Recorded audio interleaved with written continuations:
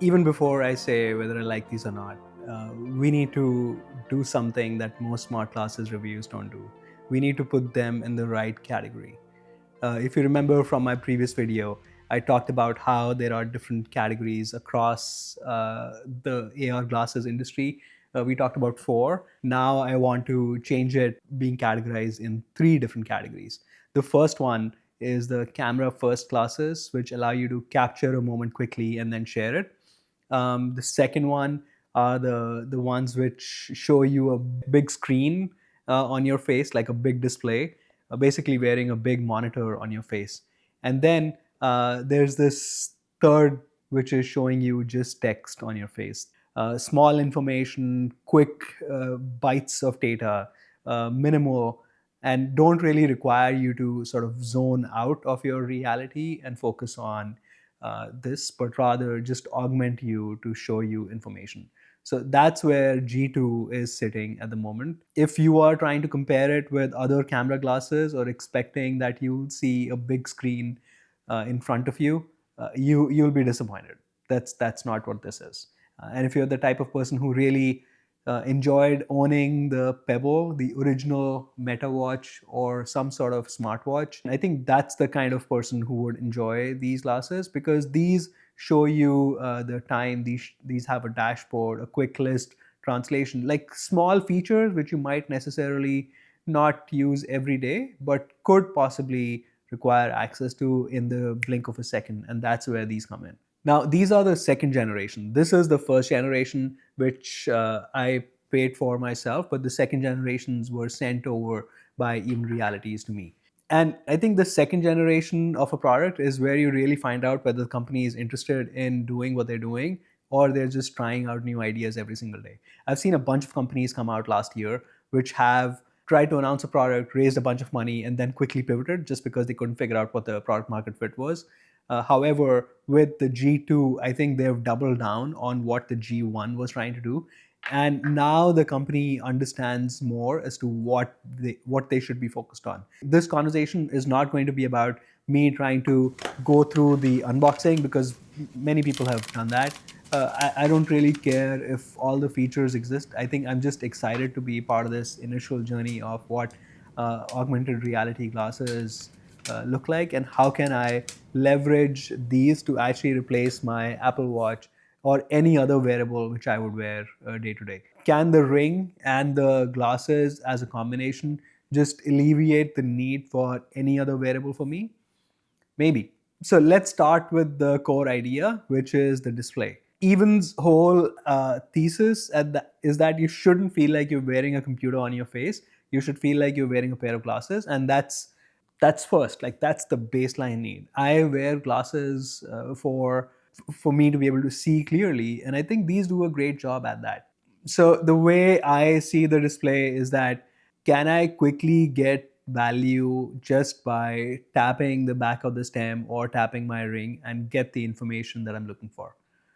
Not always, because I think they're still working on some of the software pieces where we can customize the dashboard. The display is much bigger, so I can see floating text in front of me, which is like this big right now, and I can move it close to me. I can move it further away from me. It also has layers, so I can actually bring in menus which are further above, and it's floating ahead of the content which I can see before. So you don't really lose context, but you actually see a little bit more. They've not only improved the quality of the text and the display itself, but also improved how much data can be shown on this. Even Realities is pitching us that this is a big step forward in optics and display quality, a more refined floating text experience, and generally a more mature hardware package. I'll also say this. I actually do like that they're trying not to do something new like put in a camera, and they're trying to just iterate on the first iteration. It might sound like an insult that this is a boring update, but it's actually not, because I think boring updates is what make this product a little bit more usable every day, rather than what the first generation was, which was a nice tech demo, but it was incredibly heavy for me to use. So what are the actual things on this sort of glasses style heads up display? It's basically a few very core things. Like, notifications, quick lists, notes, navigation, translation, teleprompting, and then there's two which are the AI features, one of them being Conversate and one of them being even AI. Let's look at notifications first. I am someone who actually enjoys going through notifications and triaging them. Just probably a unique problem for me to solve for myself personally. Um, but I still don't want to turn into a notification zombie. So if I'm going to get my notifications in my eyes, they need to be A, quickly tell me where they're from. B, I should be able to turn them off, um, so that I don't sort of feel spammed. Uh, and I think these glasses actually allow me to do both. I can disable the functionality that notifications can come up to me at any point in time and annoy me, but also allow me to actually turn them off entirely and only focus on the relevant applications which I care about. So, for example, things which I care about include messages or food delivery updates or any Find My updates which might be happening because of family members or any devices which I'm leaving behind. Not necessarily email or Slack, but more relevant things which are important to me personally. Second one was just quick lists. I wish this was working. The quick list functionality, I've not been able to figure out, not with the Ring, not with my voice. I wish the glasses can handle that smoothly. That would add real value to my life. They are continuously trying to improve it, but it's actually not working as expected. Third one is navigation. Usually, you would see navigation as the biggest use in a heads up display in a car. That's not something which you would do day to day. But if you're going into a new city, I was using the same function with the even G1 when I was in Chicago. And I've been using the same for this when I'm in a new city just to explore what's around me. They don't really ask you to actually do this when you're driving. They don't enable that feature. They don't even have driving directions. But a friend of mine was actually asking if he could possibly leverage these for biking around the city. I don't think these are going to be able to do that just because they don't update that quickly. So I wouldn't recommend these for navigation either. However, if you're walking around in a city, they would definitely reduce the amount of time I would actually take my phone out of my pocket. And that's helpful because I could stay in the moment and explore the city and see what's around me. Next is translation. So translation on the glasses actually is a killer feature. I feel like it might seem like it might be messy, but the way they've implemented the functionality is that you can actually switch between whether you want to use the microphone on the glasses or you want to use the microphone on your phone. And it uses a combination of those to actually give you the right translation right in front of your eyes, almost like subtitles for a movie that you might be watching. My use case was mainly with French scenarios, just because I'm in Canada. And I felt incredibly comfortable learning and reading through exactly everything what the other person was saying, rather than trying to guess and figure out or fiddle with Google Translate or any of the other features, any of the other translation apps on my phone. Um, yeah, I think translation is actually a very big feature for travelers who are looking to use this in different countries and understand within context for what's going on. The other combination, and I was actually using the translate feature to translate English to English just to get captions when I'm not paying attention and just record sort of relevant data which might be important to me later on. But that's something which they moved into the Conversate function, which we'll come to. Next is simple teleprompt. If you make videos like the one I'm making right now, this is the one which is immediately interesting to you because teleprompting is usually awkward with off-camera setups and you're glancing at your phone, which looks terrible. The promise is that you can keep eye contact, keep your flow, and your script is right there, whether it's for a video recording sort of situation or whether you're out giving a speech to people. The catch is that it has to be readable without making it feel like that you're actually reading off of something, and it has to be comfortable enough that you actually do it repeatedly. I have been using the teleprompter for the first time with this pair of glasses, and I don't think it's actually visible from the camera. So I think that's an interesting plus for anyone and everyone. Next, and this is the big one, This is the feature which everyone's been talking about. It's called Conversate. So a lot of people actually have this love-hate relationship with Conversate because this is almost acting as a live assistant that helps you during a conversation with captions, context, suggestions, and then a summary afterwards. It's almost like getting meeting notes, but right in front of your eyes. Honestly, this can be super helpful. This has the potential to change how I interact, but mainly in my work conversations. I wouldn't actually use this in my personal conversations, not because they're not helpful, but I think in the personal conversation, I actually want to be 100% engaged with the person and not necessarily get informational cues or how to do better in this non competitive personal interaction. I think at work, sometimes you want to have those context clues when you don't have enough information, and you end up doing that on a video call at home in a second browser. And if you end up doing that, that actually takes away from the moment, but rather having the context displayed to you within your eyes in the moment of interaction, you could quickly dismiss it, or you can continue to read through it and get that context without actually having to manually search for things. Does it improve the conversation without making me less present? I believe so. Does it help me listen better? Um, yes, but it has gotten annoying in some situations where I would already know the thing which was being talked about, and it would still continue to show me those things as context clues. I think it's a fine line between the ethical conversation around it and what's actually important, what's creepy, what's not. But at the end of it, I think the world is moving to a place where we'll have contextual data coming in from all the conversations that we're having. All of us are going to be changing the way we look at our conversations across the world because we don't know who's recording, when they're recording.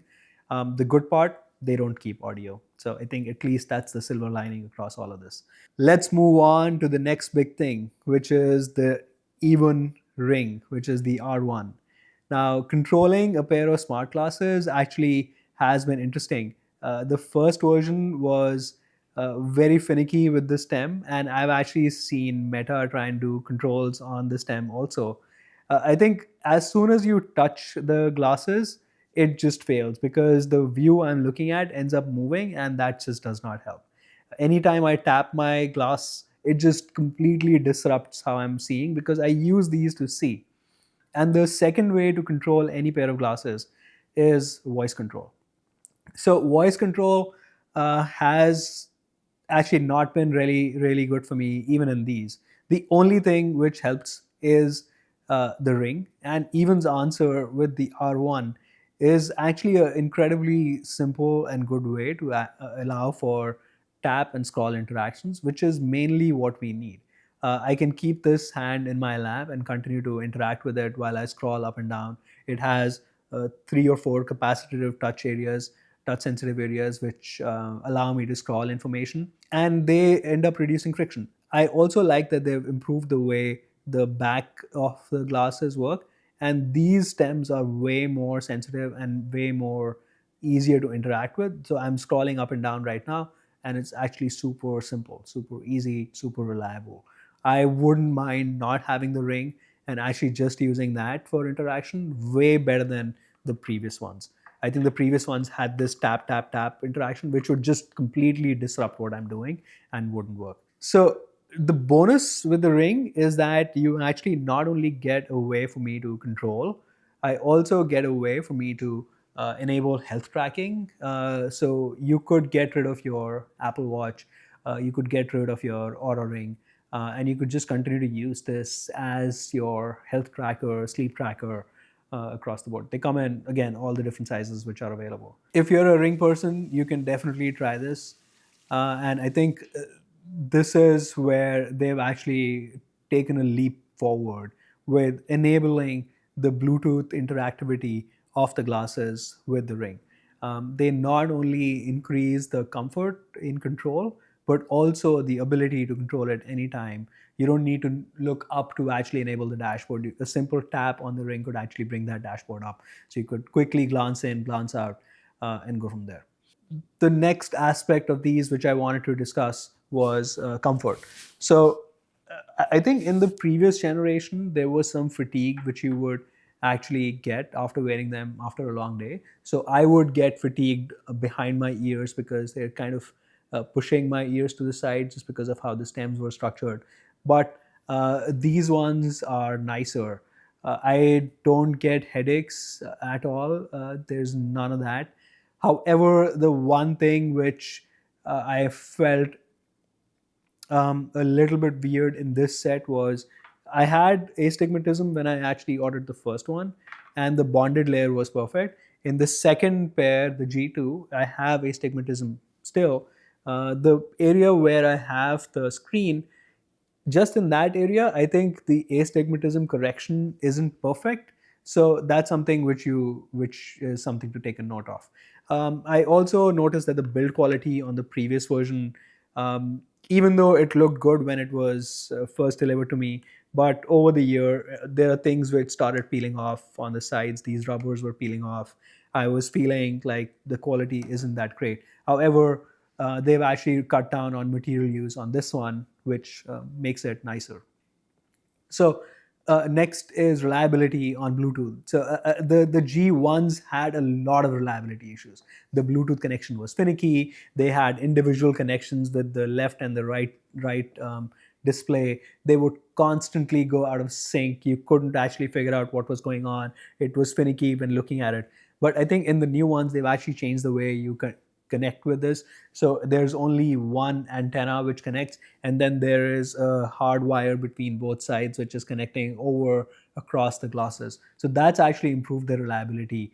I've seen that there are less reliability issues both with just the connectivity, the content display, the notifications, just the overall speed, latency, all of that. I think it's actually much nicer to have this G2 compared to the G1s, just because they're seemingly much more reliable and easier to work with. You put them on and they just start working. Rather than in the previous one, you had to kill the app, remove the Bluetooth connection, try and connect them over and over again.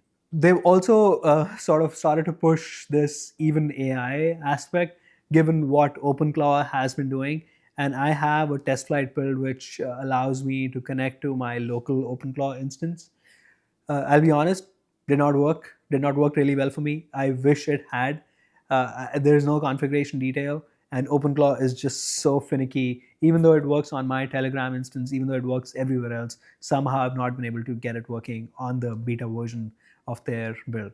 And finally, I think are these glasses socially acceptable? This one is underrated.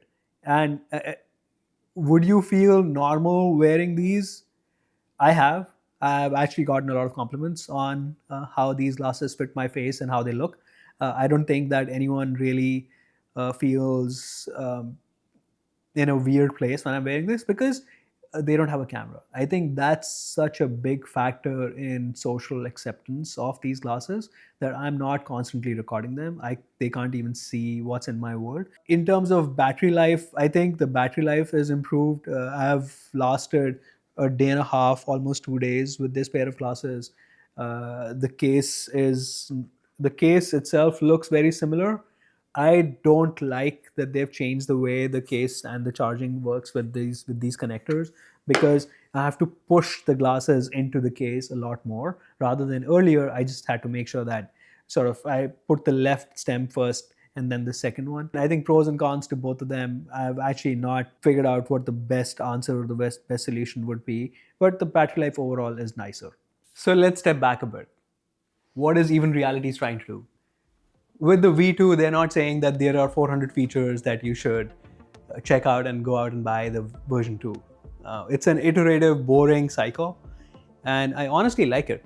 They're actually becoming a real company now, versus they were just a tech demo a year ago. They're trying to compete with the likes of Meta and Google, and no other company has actually been trying to do that. There are other AI products which came and have been acquired. The Bee was acquired by Amazon, and the Limitless was acquired by Meta. Honestly, if you're looking for a pair of glasses which allows you to record and share your moments, everyday life, you should go out and buy the Meta Ray-Bans. If you're looking for a monitor on your face, go buy the Vision Pro. But if actually looking for a pair of glasses which are glasses first, then you should maybe check out the Even Realities G2, because they remind me of a time where everything was text driven. It's green text in front of my eyes all the time, and it's contextual, it's subtle, and they really care about the person who's actually wearing and not just the tech insider.